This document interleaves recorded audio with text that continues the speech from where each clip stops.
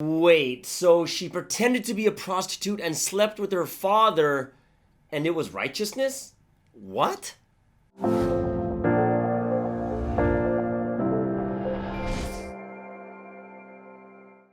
Hey guys, how's it going? Welcome to Espresso with Sky, giving you a fresh perspective on faith, life, God, and the Bible. I am Pastor Sky, and over here are my two sidekicks. Hope you guys are having an awesome week. If you haven't done so, hit all those crazy buttons. But the most important one is, please leave your honest comment below. Would love to hear what you really think. And if you want to support this ministry, we got PayPal and buymeacoffee.com. So let's get into it. Now, there are some wacky and zany stories in the Bible, and we're going to take a look at one of them today, which is a story of Judah and Tamar. Judah's the father, Tamar is the daughter-in-law. Now, what eventually happens in this story is both of them have babies together, and God considers the woman righteous. Yeah, pretty wacky, right? So, let's get into this story that you can find in Genesis chapter 38. So first, let's take a look at who is Judah. Judah is one of the 12 sons of Israel, which eventually become the 12 tribes of Israel, which eventually becomes the nation of Israel. So he is a super important person, and later on the talk, we're going to figure out just how important he is. Now, the first two sons are married off, and Tamar is the eldest son's wife. Now, what happens is, the Bible basically says, he was evil and he died. So the second son now has a duty to have a child with Tamar to continue the bloodline. He refuses and then he dies. So who's left? Well, there is one hope. It is the youngest son, not of age, so she has to wait for him. Now here's the thing. Judah the father promises to her, okay, don't worry, wait for my youngest son. Now later on, even when the youngest son becomes of age, Tamar begins to realize Judah is not going to give her the youngest son. And when she realized this, one day, the father went on a trip and she dressed as a prostitute and slept with her father-in-law on purpose and had twins. Now here's the thing. By the time it gets to verse 26, this is what Judah says.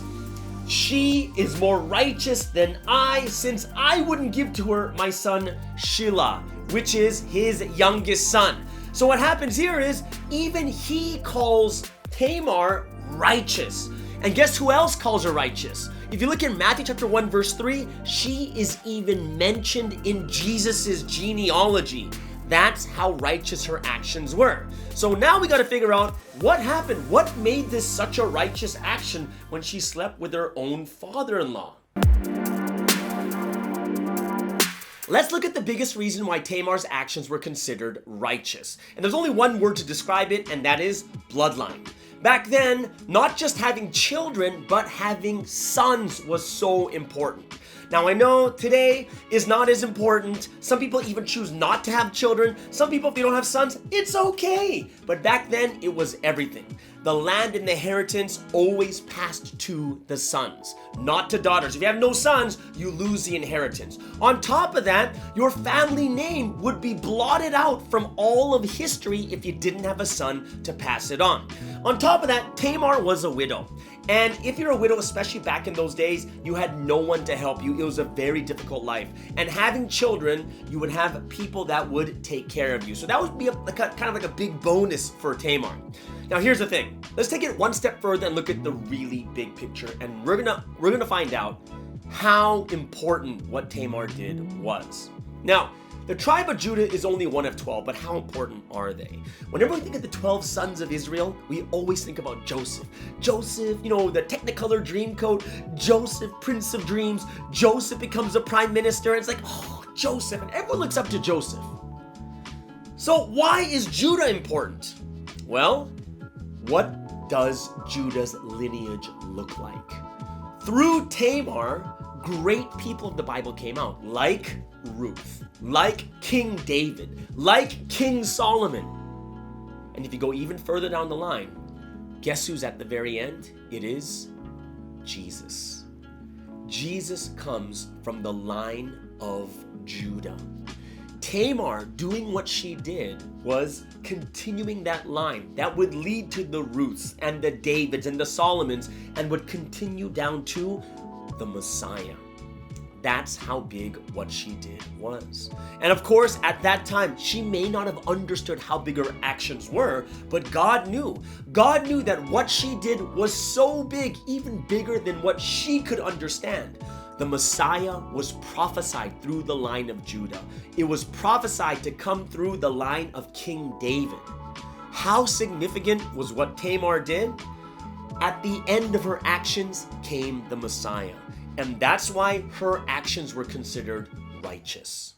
But some of you might be wondering, weren't her actions a bit sinful? She disguised herself as a prostitute and she deceived her father.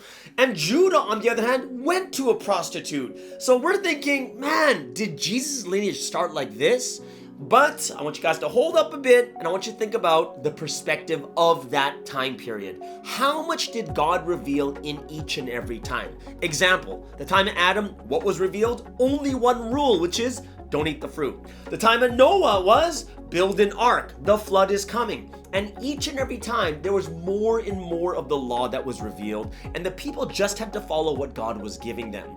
Remember, the Mosaic law, Moses didn't come until 400 years after Judah. So those full sets of laws didn't even exist at that time. So what I'm saying to you is, yeah, it's not good. I'm not saying go out and do the same thing. All I'm telling you is we need to understand their perspective of the time they're living in and how much God has revealed to him at that time. All right, so I hope you guys really enjoyed today's topic of Judah and Tamar, and it kind of gave you a little bit more insight in why this actually happened. We'll see you guys again next week. Have a wonderful day. I am Pastor Sky for Espresso with Sky, and over here my two sidekicks. Everyone have a wonderful week, and see you again